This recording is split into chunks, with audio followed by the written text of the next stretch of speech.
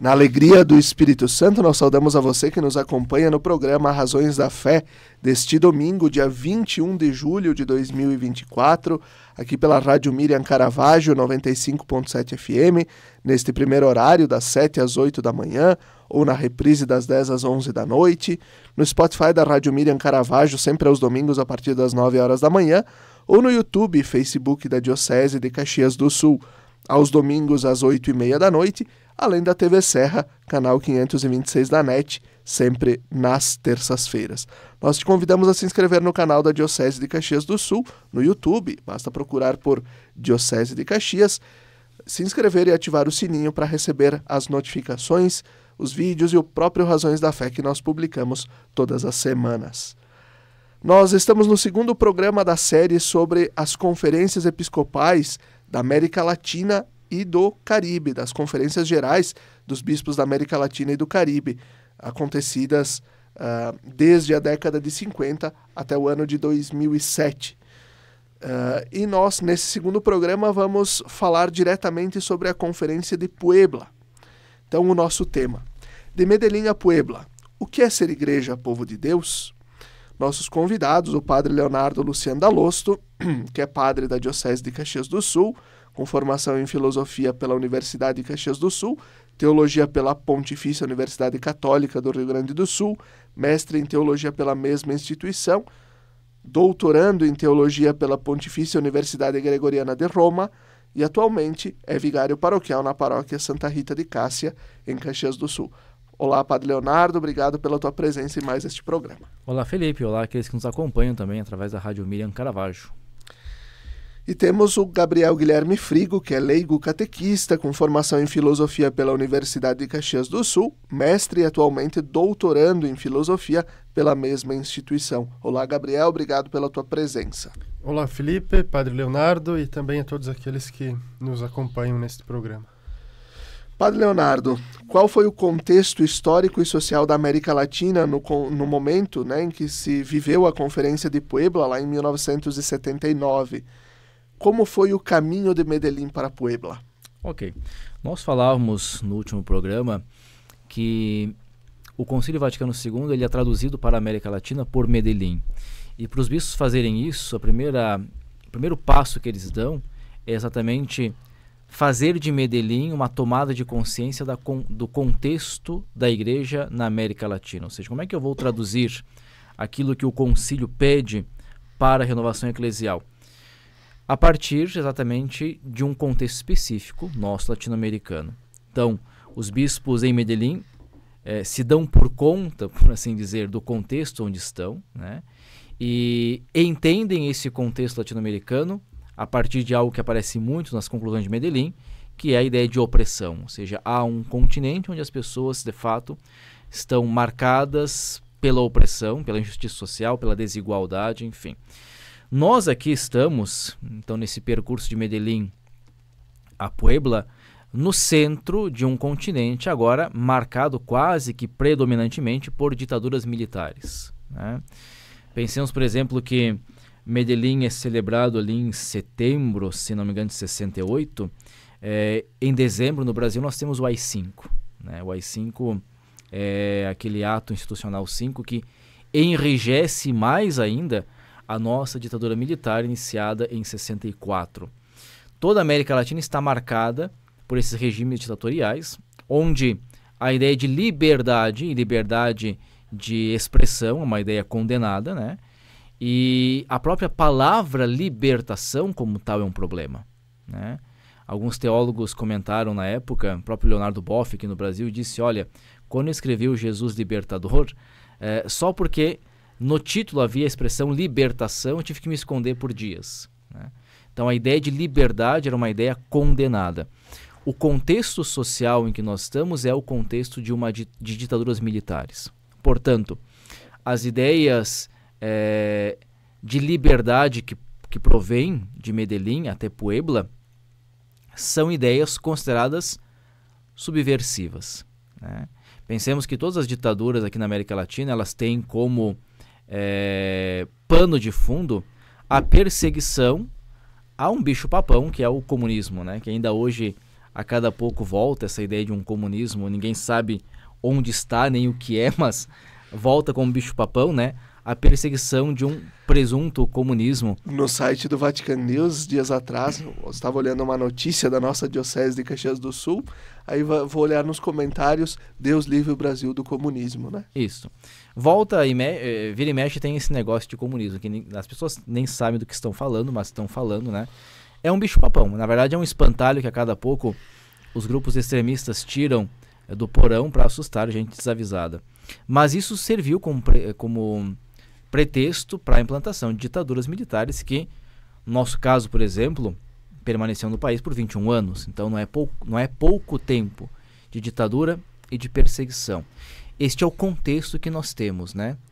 Nesse período de Medellín até Puebla, nós temos a nível de igreja uma tomada de consciência, o crescimento das comunidades eclesiais de base, portanto, as SEBs, né, que começam a ser este rosto da igreja consciente do seu contexto, né? Os movimentos de educação de base, que são importantes também, aqui a gente pensa, por exemplo, Paulo Freire, né? Que entende a educação não apenas como uma alfabetização, mas como uma tomada de consciência da pessoa, da sua realidade, né? E nós temos na teologia o crescimento, a robustez, por assim dizer, né? A tomada o crescimento enquanto desenvolvimento teológico da teologia da libertação. Então, a ideia de uma teologia feita a partir do contexto social, né?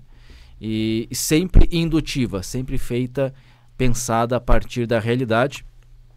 Repito aquilo que nós dizíamos no último encontro, no último programa, que a teologia da libertação, ela une a ideia de salvação com a ideia de libertação histórica.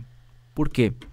Porque toda a ação de Jesus, toda a ação histórica de Jesus, era uma ação salvífica.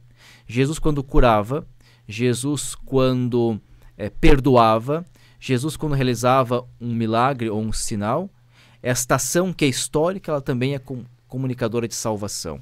A teologia de libertação, ela retoma esta ideia e, portanto, nenhuma ação da igreja ela é salvífica se ela também não tem uma incidência histórica. Isso, evidentemente, repercute na vida da igreja como tal em meio a situações de pobreza, de miséria e de opressão. Então eu diria, esse é o grande contexto, o grande leque de contexto que nós temos para a Conferência de Puebla. Pensamos, por exemplo, que Puebla vai ser convocada para o Paulo VI, né? 78 é o ano dos 3 papas, assim dito, né? Porque é o ano em que morre Paulo VI, é eleito e morre João Paulo I, e é eleito João Paulo II. Então, Puebla vai ser já aberta por João Paulo II, mas o contexto teológico que vai dar assim a gênese a Puebla será ainda um documento de Paulo VI, que é Evangelii Nunciandi, né? Um documento, uma exortação apostólica em que Paulo VI trabalha a ideia da evangelização hoje, né? Pensada, evidentemente, a partir do Concílio Vaticano II. Perfeito. Gabriel, quais foram os principais objetivos e temas e quais foram as principais conclusões e resoluções de Puebla? Perfeito. Dá para se dizer bem resumidamente assim que o principal tema de Puebla, aquilo que um pouco o Padre Leonardo já dizia, Puebla está lidando com uma dupla de conceitos, que é o conceito de desenvolvimento e libertação. Desenvolvimento vai responder ao problema latino-americano do subdesenvolvimento. Quer dizer, nós temos um continente subdesenvolvido, por isso a proposta do desenvolvimento, e, ao mesmo tempo, é um continente no qual, por causa das ditaduras, por causa do contexto sociopolítico, econômico, é um contexto de opressão. Por isso, a força da ideia de libertação que aparece muito fortemente em Puebla, aparecia em Medellín, mas em Puebla muito mais fortemente. E a ótica de leitura das conclusões, da conclusão de Puebla, desse documento, A gente pode dizer que ela é a opção preferencial pelos pobres, que aparece aqui de modo já característico, né, nessa formulação, pelos pobres e pelos jovens. Essa é a opção, esse é o ponto nevrálgico, digamos assim, de Puebla, e é a partir dali que nós temos que olhar o documento e ler essa realidade latino-americana, a partir dos pobres, com essa dupla de conceitos: desenvolvimento e libertação, subdesenvolvimento e opressão. E o documento em si está dividido em 5 partes. A primeira parte, dentro daquele método do ver, julgar e agir, já também usando esse método, continuando com esse método, como em Medellín, em Puebla. A primeira parte do documento é o ver, é a visão pastoral da realidade latino-americana. A segunda parte é o desígnio de Deus sobre a América Latina, que é o julgar. Quais são os desígnios de Deus para a América Latina? Julgar com os critérios da fé. A terceira, a quarta e a quinta parte entram no esquema do agir pastoralmente. Terceira parte, a evangelização da igreja na América Latina. A quarta parte, a igreja missionária, uma igreja missionária que serve à evangelização, quer dizer, uma igreja em saída também. Aquilo que o Papa retoma agora no seu magistério petrino é a igreja em saída, uma igreja missionária que está aqui em Puebla. E o quinto, então, as opções pastorais. Que opções pastorais, diante dessa realidade subdesenvolvida, diante dessa realidade de opressão, que opções pastorais nós, enquanto igreja, vamos tomar para mudar essa realidade? Não é apenas a apresentação de uma realidade trágica, nós falávamos no último encontro, né? Não é apenas a apresentação de uma realidade trágica, mas é apresentar e dar esperanças a esse povo que escuta, quer ouvir, mas também está a falar, está a clamar. Perfeito. Padre Leonardo, como a Conferência de Puebla abordou essas questões da justiça social e dos direitos humanos? Ok. Puebla, repito, tem em mente o magistério de Paulo VI, que João Paulo II estava iniciando ainda o seu ministério, né? Inclusive, se não me engano, a primeira viagem apostólica dele, ela é exatamente para abrir Puebla, se não me engano, né? Não me recordo bem isso. Mas, então não há um magistério ainda de João Paulo II que possa influenciar Puebla, é o magistério de Paulo VI. O magistério de Paulo VI tem um conceito que é o conceito de desenvolvimento, que é muito importante, a ideia de que nós, a partir do desenvolvimento dos povos, vamos estabelecendo as bases da justiça social, né? Isso está em Puebla, já está em Medellín, só que em Medellín nós víamos não tem um documento orgânico, são conclusões. Puebla tem um documento orgânico, pensado organicamente, né? Agora, aquilo que vai da Liga, que depois vai entrar para o magistério da Igreja Universal, a partir de Puebla, é a ideia da opção preferencial pelos pobres, né? Então, quando a gente fala de justiça, opressão, todas as questões ligadas às dificuldades sociais, elas recebem liga a partir desta opção preferencial pelos pobres feita em Puebla. E esta é uma opção, o Papa Francisco gosta muito de repetir isso, né? É uma opção cristocentrada, não é uma opção sociológica, tá? Quando a gente vai olhar depois, falar um pouquinho sobre Aparecida, daqui a uns 2 programas, né? O Papa Bento XVI, quando abre a Aparecida, ele retoma a ideia da opção preferencial pelos pobres e diz, olha, ela é inerente à fé cristológica. Quer dizer, se eu de fato professo a fé em Cristo, eu necessariamente, essa é a conclusão, eu necessariamente professo a opção preferencial pelos pobres. Decorre da fé cristológica. Então toda a liga para falar de justiça social, desenvolvimento em Puebla se dá a partir desta opção que a igreja faz. Aqui tem uma questão que os teólogos discutem a partir de Puebla, que é, bom, se colocou também uma outra opção preferencial que é pelos jovens, né, que não tomou tanto vigor, né, tanta força na América Latina, e se diz que os bispos colocaram essa opção, uma parte dos bispos, para tentar tirar a força da primeira opção. É uma discussão ali entre teólogos.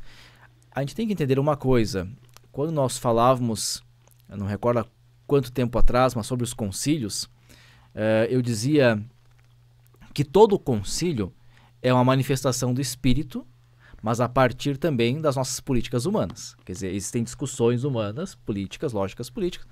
As conferências do episcopado também têm isso. Elas são uma manifestação do Espírito, claro, o Espírito fala às igrejas, mas, evidentemente, isso acontece no contexto também político. Então, os bispos também terão, entre eles, acordos políticos, consensos e dissensos, e uma parte, não é que todo episcopado, né, de maneira completamente consensual, vai, por exemplo, falar da opção preferencial pelos pobres. Não é que isso seja unânime. Unânime, não é um consenso geral. É um consenso, ou seja, está ali na maioria dos bispos, mas não é que todos mordem essa isca. Porém, repito, Puebla tem isso, esta opção clara no seu documento, e essa opção clara de Puebla entra no magistério da Igreja Universal. Talvez esse seja o maior contributo do magistério latino-americano para a Igreja Universal. Por quê? Porque a Igreja sempre fez uma opção prática pelos pobres. O que é uma opção prática pelos pobres? É o primado da caridade. Então a Igreja sempre cuidou dos pobres onde está, e desde sempre, né? Agora, quando nós fizemos uma opção preferencial pelos pobres e dizemos essa opção, ela decorre do Evangelho, o que ela está dizendo? Que a nossa atenção de fé, ela em primeiro lugar se dá a eles. Decorre do Evangelho esta atenção, né? E, portanto, tudo aquilo que envolve os pobres e a sua libertação é parte da preocupação da Igreja. Puebla tem isso muito claro, isso entra no magistério da Igreja Universal e isso está agora muito fortemente veiculado no magistério do Papa Francisco. E assim nós vamos concluindo o primeiro bloco do nosso programa Razões da Fé deste domingo, dia 21 de julho. Fique com a gente, até daqui a pouco.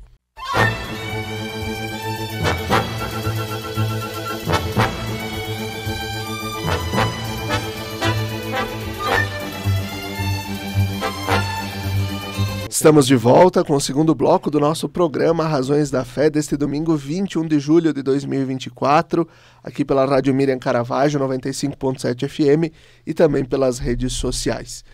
Nosso tema de hoje, de Medellín a Puebla, o que é ser igreja povo de Deus? Nós estamos no segundo programa da série de 4 encontros sobre as conferências gerais do Episcopado Latino-Americano e do Caribe. Nossos convidados, o padre Leonardo Luciano Dalosto e o doutorando em filosofia, Gabriel Guilherme Frigo. Gabriel, começo contigo esse segundo bloco. De que maneira essas resoluções de Puebla impactaram a atuação da Igreja na América Latina nas décadas seguintes? Certo. A gente pode dizer que quando a Igreja tem como conclusão ou como ponto central em Puebla a opção preferencial pelos pobres, isso é bem importante, ela está dizendo o seguinte: os pobres, eles não são o objeto somente da evangelização, mas eles são os sujeitos da evangelização. Quer dizer, é por meio deles e é como eles que nós evangelizamos. E aqui é toda uma desestruturação de um caminho eclesial pós-Trento, típico da ideia de modernidade, de combater o mundo e etc, etc, mas, da Contra-Reforma e tantas outras coisas que a gente poderia falar, mas é a ideia de colocar os pobres como sujeitos da evangelização e é evangelizar e falar as realidades do mundo que nos toca a partir deles. Quer dizer, é fazer aquilo que Jesus fazia. Quer dizer, é descer do castelo, é encarnar-se, né? É tomar a carne da realidade, é tomar o mundo como nosso e a partir dele falar ao mundo. Ou seja, a gente pode dizer que não é só a evangelização ou evangelizar o pobre, não é isso que a Igreja está dizendo. Ela está dizendo que ela vai evangelizar se fazendo também pobre. É ver, sentir, experienciar o mundo a partir deles. eles não são. Aqui o pobre não é uma categoria teológica, uma categoria no sentido de uma ideia ou um conceito, mas ele é uma realidade que a igreja assume nela mesma. Não é uma igreja distante do mundo que vai evangelizar os pobres, mas é uma igreja que se faz pobre. A opção preferencial pelos pobres é de uma igreja que se faz pobre. Eu repito as palavras do Papa, né? É uma igreja pobre e para os pobres, com os pobres, né? Que caminha unida. Eles passam a ser o fundamento de toda ação. E o que isso implica? Aqui as implicações para a igreja latino-americana de um modo geral. Ela rompe com uma certa ordem social estabelecida, uma ordem política, econômica também, e faz essa opção. Rompe com as ideologias políticas e se torna uma igreja mais profética, que consegue denunciar as mazelas do mundo e também dar consciência crítica às pessoas, se fazer crítica a isso que se apresenta. Perfeito. Padre Leonardo, como a teologia da libertação, que nós também já abordamos lá no primeiro programa, mas como ela influenciou as discussões dos documentos de Puebla e qual foi a reação do Vaticano em relação a essas resoluções? Ok. Bom, primeiro que os bispos, quando falam em alguma reunião, ou concílio, ou as conferências, eles falam sempre ancorados e sustentados por peritos, que são teólogos, né? Teólogos e canonistas, enfim. Eles podem falar também, evidentemente, sem esse apoio, e muitas vezes dizem certas coisas que não têm sentido. Mas na América Latina, como a teologia vai se desenvolvendo, não diria hegemonicamente, mas com grande força para a lógica da teologia de libertação, então os bispos que participavam da conferência, uma grande parte, tinha sim o auxílio de teólogos ligados a essa teologia, que em certa maneira já não era tão bem vista no Vaticano, né? Por quê? Qual é o problema do Vaticano com a teologia de libertação, que depois gerou um certo desconforto durante muito tempo? O Vaticano acabou entendendo que a teologia de libertação ela está marcada por aquilo que nós chamamos de marxismo. Seria muito difícil explicar isso agora, mas o marxismo é uma corrente filosófica que analisa a história a partir da ideia do materialismo e da luta de classes. Ou seja, existem duas classes lutando, ricos e pobres, e só existe história, não existe mais nada, não existe a eternidade, né? Por medo disso, a Santa Sé, o Vaticano, sempre teve um pé atrás com a teologia de libertação, por imaginar que fosse uma teologia fortemente marcada por marxismo. Quando, na verdade, nós sabemos que apenas uma vertente da teologia de libertação se deixou marcar por isso, mas a teologia de libertação como tal não é isto. Tá? Mas não vale a pena e nem teríamos tempo para fazer uma análise extensiva sobre essa questão. Porém, há sim uma certa ressalva da teologia do Vaticano em relação à teologia de libertação. Porém, há um grande influxo de teólogos da libertação, com uma teologia bastante bem embasada, como a de Gutierrez, por exemplo, que é belíssima, no documento de Puebla, né? Porque os bispos se ancoravam muito nisso. É graças a essa teologia, eu diria, que nós temos esta formulação da opção preferencial pelos pobres, né? Quer dizer, é a teologia de libertação que traz isso para nós, né? E por isso também, repito, vai ser a herança que a Igreja Latino-Americana deixa para o magistério da Igreja Universal, a nível de magistério social da Igreja. Ora, há uma ressalva, sim, há uma ressalva, mas há um grande contributo da teologia da libertação para a Conferência de Puebla. É claro que, repito aquilo que dizia no começo, né, nem todos os bispos estão sempre de acordo com tudo, mas o documento final é consensual em relação a isso. Isso significa dizer que nós temos esta influência grande da teologia da libertação, sim, que olha a realidade de opressão, e que nos traz em Cristo Jesus a ideia de que a libertação dos pobres é inerente ao Evangelho. Isso está em Puebla muito claro, né? Isso é algo pensado, trabalhado, refletido, em praticamente todas as teologias da libertação. Perfeito. Padre Leonardo, seguindo ainda com essa questão da teologia da libertação, quais foram, né, nós citamos lá no primeiro programa alguns nomes, mas quem são os principais expoentes da teologia da libertação? Bom, aqui nós temos períodos, né? Naquele período inicial ali, nós temos, talvez como nome principal, o pai fundador, né? Gustavo Gutiérrez, né? Que é este dominicano, peruano, dominicano, né? Ele se torna dominicano 55 anos. O Gabriel gosta muito dos dominicanos. É um peruano. Depois nós teremos outros nomes importantes mesmo no Brasil. Nós vamos ter ali Leonardo Boff, nós teremos aqui o Libani, enfim, tantos outros nomes. Mas depende muito da geração que você está falando, né? Porém, eu diria que como pai fundador e como livro fundador, Teologia e Libertação, do Gutiérrez, é a obra básica que todo mundo tem que ler antes de falar sobre isso, né? E aqui eu faço já um parênteses, é muito comum hoje nós, na internet, encontrarmos muita gente falando sobre Teologia e Libertação a partir do que alguém na Europa falou sobre a Teologia e Libertação. Não, está errado.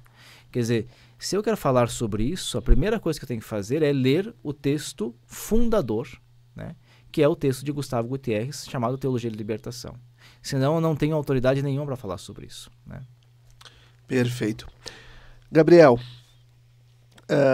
em que medida Puebla influenciou a Igreja Católica, né? Nós falamos um pouco, já o Padre Leonardo falou isso, que nós, talvez esse seja o maior contributo da Igreja da América Latina com o magistério da Igreja Universal, mas o que nós poderíamos aprofundar ainda mais sobre a opção preferencial pelos pobres no magistério da Igreja enquanto tal?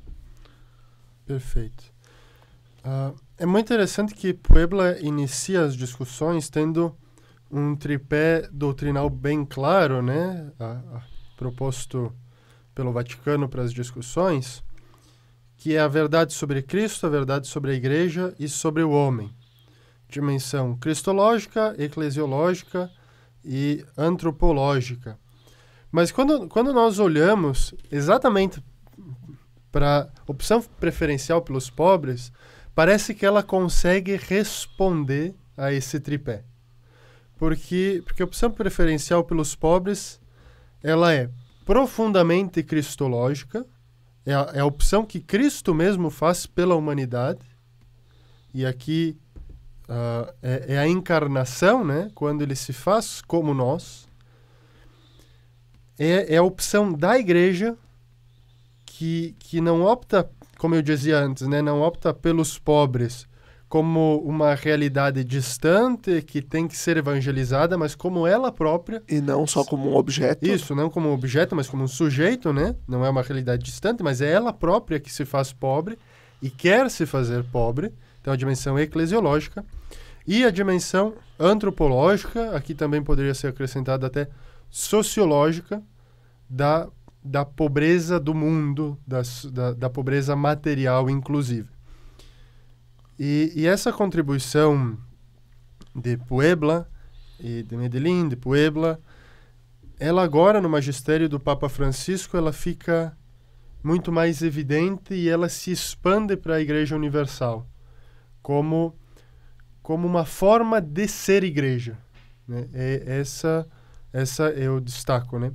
É a forma de ser igreja que o Papa Francisco retoma, porque, como se dizia no primeiro programa, ele também é influenciado por essas teologias, o Scanone na Argentina, né, com a teologia do povo, que é um tipo de teologia da libertação, como essa teologia influencia o magistério do Papa hoje e faz com que toda a igreja tenha esse olhar para os pobres do mundo que acontecem e que se dão de muitas formas, né? Sobre muitos aspectos, nos diferentes contextos eclesiais, no qual vão se formular teologias específicas e próprias.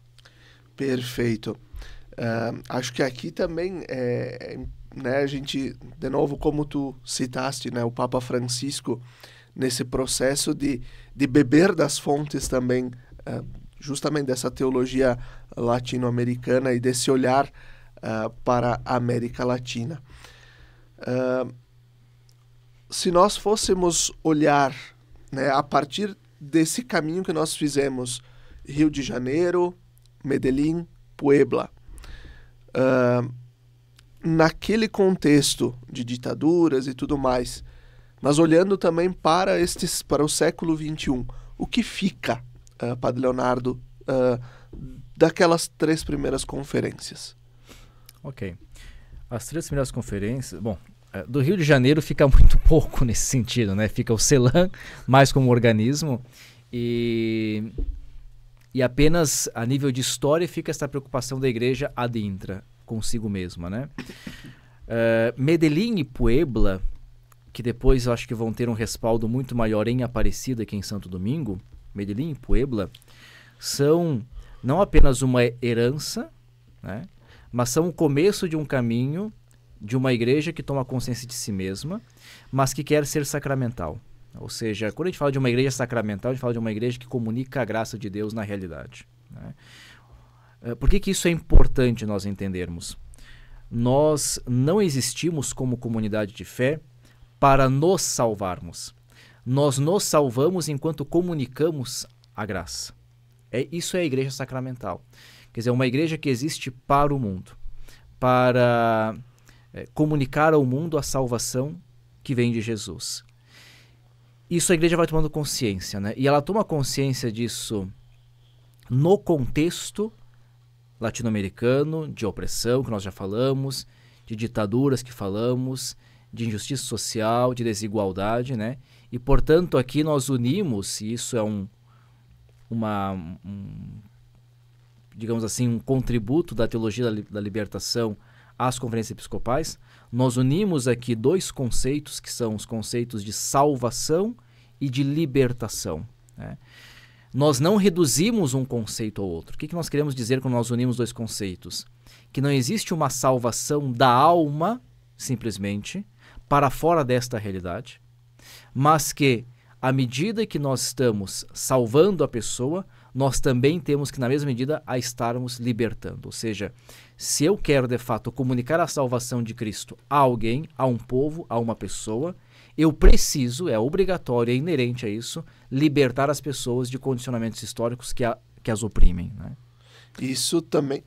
Não, eu ia dizer que aqui tem um termo que aparece tanto no concílio, tanto em Medellín quanto Puebla, que é a dimensão da integralidade da pessoa humana, né? A salvação da pessoa integral, a integralidade da pessoa, que passa pela dimensão social.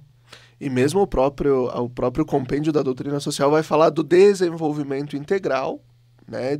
E para depois, então, acho que complementa de fato a questão que tu estava pontuando aqui, né, Frigo? Isso, é a pessoa também nas suas condições materiais que precisa ser salva, né? É como se a gente pensasse assim que para alimentar a alma nesse tipo de linguagem bem dualista, que não cabe mais aqui, mas é como se a gente pensasse assim que para alimentar a alma precisa alimentar o corpo. Na verdade é isso que se está dizendo, né? É um corpo, é uma pessoa integralmente salva, né? E isso passa pela, novamente, dimensão material, social, política, econômica da vida das pessoas. Não é um anúncio de uma realidade que está longe, que está afastada. E o padre recordou Gutiérrez, né?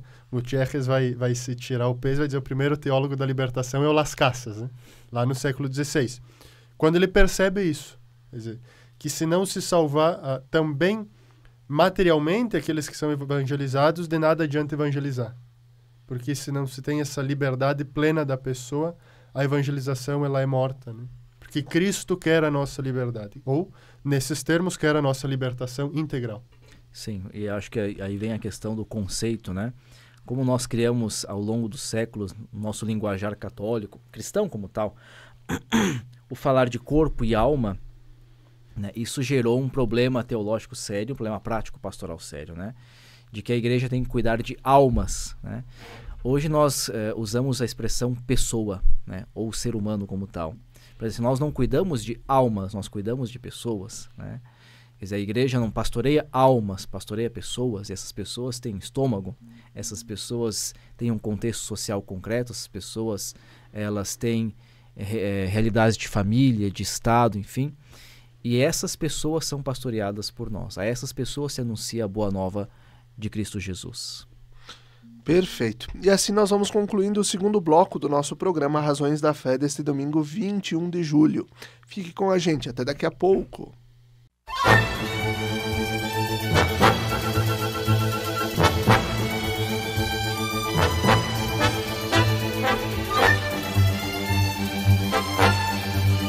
Estamos de volta com o terceiro bloco do nosso programa Razões da Fé deste domingo, dia 21 de julho de 2024, o segundo programa da série de 4 encontros que estamos organizando e propondo sobre as conferências gerais do Episcopado da América Latina e do Caribe. Nosso tema de hoje, de Medellín a Puebla, o que é ser igreja povo de Deus? E nossos convidados, então, para este domingo, que vão nos acompanhar durante esses 4 programas, o padre Leonardo Luciano Dalosto e o doutorando em filosofia Gabriel Guilherme Frigo. Padre Leonardo, como Medellín e Puebla posicionaram a Igreja da América Latina e do Caribe diante das ditaduras militares que estavam muito presentes no nosso continente? Ok, aqui é interessante pensar que a história latino-americana em relação às ditaduras, da Igreja latino-americana em relação às ditaduras, ela é um pouco paradoxal em alguns momentos. A Igreja, ela nunca foi uniforme em relação a isso, uníssona, porque uma parte da Igreja, inclusive, apoiou desde sempre e para sempre a ditadura e as ditaduras militares. Pensemos que no Brasil, por exemplo, a Igreja ajudou naquela chamada marcha pelo Deus e pela família, se não me engano, esqueci o nome da marcha, acho que é isso, né? Marcha por Deus e pela família. Propriedade não tem? Na propriedade não tem ainda, acho que é Deus e a família. Em 64, que é uma marcha, exatamente, que depois se usa para implantar, né? Um pedido para implantar uma ditadura militar. Em alguns lugares ela foi muito mais pró-ditadura, né? Agora, o que Puebla e Medellín trouxeram para nós? Uma criticidade em relação às ditaduras militares. Por quê? Porque se reconhece nas ditaduras um poder repressivo, né? E se reconhece, portanto, uma opressão clara. Penso que ambos os documentos deixam muito claro que a condição de submissão e de opressão do povo são completamente contrárias à lógica evangélica. Isso está muito claro nos documentos. Então, tanto Medellín, repito, quanto Puebla trabalham a ideia da libertação integral do ser humano, né? E isso traz à igreja, uma parte da igreja, um arejamento crítico que faz com que padres e bispos sejam sim críticos em relação às ditaduras. Então, no Brasil, por exemplo, que é o nosso caso em particular, nós temos uma igreja que no começo, por medo do comunismo, volta a questão do fantasma do comunismo, por medo do comunismo, apoia em primeiro momento a ditadura, mas logo depois, quando se dá por conta daquilo que a ditadura faz, né, das opressões, enfim, da retirada de liberdade, a igreja vai ser uma voz crítica e uma das grandes vozes, no caso do Brasil, contra a ditadura militar, né? Talvez até a única voz que pode falar com mais liberdade, porque as rádios, os meios de comunicação, tudo é censurado. Até as universidades são censuradas, né?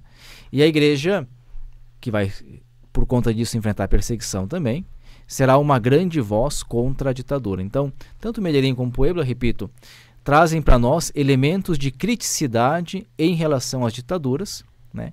Colocando exatamente no centro dessa crítica a questão da justiça social. Então, um sistema ditatorial é um sistema que mantém a sociedade dentro da lógica de injustiça, onde poucos têm muito, isso era muito próprio da América Latina e ainda é, e muitos têm muito pouco. Perfeito. Gabriel, agora retomando a ideia das SEBs, que nós falamos também no programa anterior, né, das comunidades eclesiais de base, em que passo as SEBs refletiram essa caminhada da Igreja Latino-Americana para buscar, na Palavra de Deus e na Eucaristia, a força para encarnar a vida eclesial na realidade do povo de Deus. Perfeito. Acho que para entender um pouquinho as SEBs, né? Comunidades Eclesiais de Base, traduzindo assim a sigla, a gente tem que retomar e ter presente que uma das principais contribuições, principalmente pelo uso do método ver, julgar e agir, é a tomada da consciência crítica. A consciência crítica sobre a realidade, mas sobre a realidade que se está vivendo, né? Isso foi bem importante para estruturar as SEBs. Eu trago aqui o que Medellín escreve sobre as comunidades eclesiais de base. Diz assim: assim, a comunidade cristã de base é o primeiro e fundamental núcleo eclesial, que deve, em seu próprio nível, responsabilizar-se pela riqueza e expansão da fé, como também pelo culto, que é sua expressão. Ela é, portanto, a célula inicial da estruturação eclesial e o foco da evangelização, atualmente fator primordial de promoção humana e desenvolvimento. Quer dizer, a SEBS é aquele núcleo que vai estruturar toda a igreja. Ela está já nesse esquema de não mais hierarquia, mas circularidade do que é a igreja. São comunidades que leem a palavra, partilham a Eucaristia, mas não estão, usando um termo aqui, não estão alienadas das suas realidades sociopolíticas e econômicas, né? São comunidades participativas que se entendem e se compreendem como igreja, como povo de Deus. A SEBS é essa noção bem precisa do concílio de povo de Deus, que aqui na América Latina se traduziu como SEBS, né? Mas povo de Deus são comunidades eclesiais de base. Povo que caminha, que ruma e que constrói a partir de Jesus Cristo o reino de Deus, né? Em que passo as comunidades eclesiais de base foram aceitas por Roma, Padre Leonardo, foram aceitas por Roma e também foram aceitas na Igreja do Brasil? Vamos trabalhar no contexto do Brasil. Bom, são duas aceitações aqui, né? Por Roma, eu penso que hoje é algo muito mais tranquilo, né? Até porque as comunidades eclesiais de base, como elas são reconhecidas oficialmente, Medellín usa a expressão comunidades cristãs de base. Isso. Puebla já usa a expressão eclesiais. E depois a Aparecida também vai usar essa expressão, né? Mas Paulo VI também já havia falado delas, né? As comunidades eclesiais de base. Isso, já havia falado. Então, nesse sentido, assim, a nível oficial, é claro que Roma, se está nos documentos, as acolhe, né? Depois, de certa maneira, há uma interferência nas igrejas nacionais por parte de Roma, mas não se dá em cada uma das comunidades, né? Se dá muito mais a partir dos bispos que são nomeados, né? Quando se imagina que em alguma diocese se possa estar, por assim dizer, cruzando a linha, em que as comunidades se tornam menos cristãs ou menos evangélicas, se tornam mais sindicais, enfim. Sempre há um certo problema em relação à autoridade oficial, né? Isso aconteceu e, de certa maneira, hoje está mais tranquilo por conta do magistério de Francisco, né? Francisco tem uma clareza porque tem conhecimento também mais profundo das comunidades eclesiais de base, até porque era bispo de Buenos Aires e tinha um grande contato com as periferias da grande cidade, onde essas comunidades existem, né? Porque, em última análise, uma comunidade eclesial de base é a nossa comunidade normal, as nossas comunidades, paróquias e capelas, como nós chamaríamos aqui na diocese, de gente que tem ciência do seu contexto. Isso é uma comunidade eclesial de base, ou seja, uma pessoa que vive a sua fé a partir da sua realidade, da realidade local. Então, nesse sentido, não há nenhum problema nem teológico, nem canônico, nem político com as comunidades eclesiais de base. Elas são comunidades nossas cristãs, né? Houve uma certa confusão, como também houve em relação à própria teologia da libertação, mas eu penso que hoje essas confusões, reticências estão já superadas com o magistério do Papa Francisco. Seguindo, Padre Leonardo, qual a contribuição de Puebla para o protagonismo dos leigos na vida da igreja? Ok. Nós teremos em Santo Domingo depois um trabalho mais batido sobre a ideia do laicato, né? Agora, Puebla, na verdade, traz o quê? Traz aquilo que nós já tínhamos iniciado em Medellín e que vem do concílio, que é a ideia de que a evangelização não é uma tarefa do clero, é uma tarefa da igreja.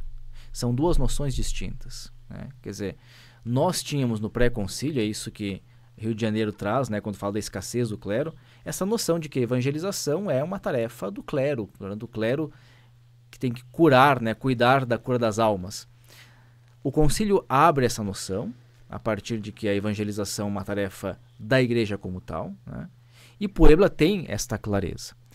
O que talvez se amplie em Puebla, que já está um pouco em Medellín, mas mais claramente em Puebla, é a noção da ação social, política do apostolado dos leigos. Quer dizer, os leigos têm uma incidência clara, isso já está no concílio, repito, mas os leigos devem ter uma incidência clara na vida política das comunidades, né, das sociedades como tal, né? Ou seja, levar o espírito do evangelho para a ação política.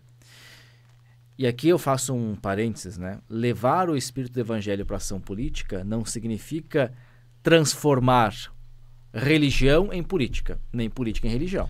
Não é confundir as coisas. E aqui eu acho que tem uma noção ampla de política, né? Política como aquilo que se faz na cidade, né? Na polis. Quer dizer, essa dimensão política da integralidade da vida humana. A vida humana se dá na cidade, né? Aonde se está. Acho que a dimensão que o concílio vai trazer é fermento no mundo, né? Os leigos são esse fermento no mundo, a sua atuação aonde eles estão, onde eles participam, né? Exato. Política entendida como o bem comum, cuidado com o bem comum, né? Então, nesse sentido, o cristão na política não deve ser alguém preocupado em impor pautas religiosas, mas é alguém preocupado com o bem de toda uma comunidade, para além das suas visões religiosas, né?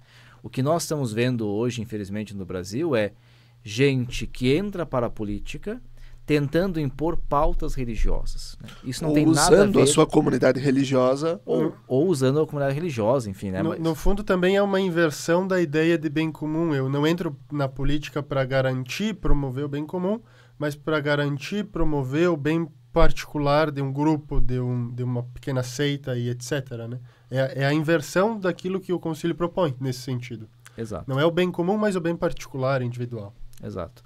Então, o que Puebla nos propõe é exatamente a capacidade dos cristãos agirem no mundo, repito, já está no concílio, carregando para a sociedade a preocupação com a totalidade da sociedade, né? O ser humano como tal, não com pautas religiosas específicas, que, repito, infelizmente nós estamos vendo cada vez mais crescer também no Brasil. E como foi o caminho, né? Nós ali de Medellín até Puebla nós tivemos praticamente 11 anos. E depois de Puebla até Santo Domingo, que foi em 92, nós tivemos aí quase 14 anos. Como foi esse caminho de quase uma década e meia entre uma assembleia e outra?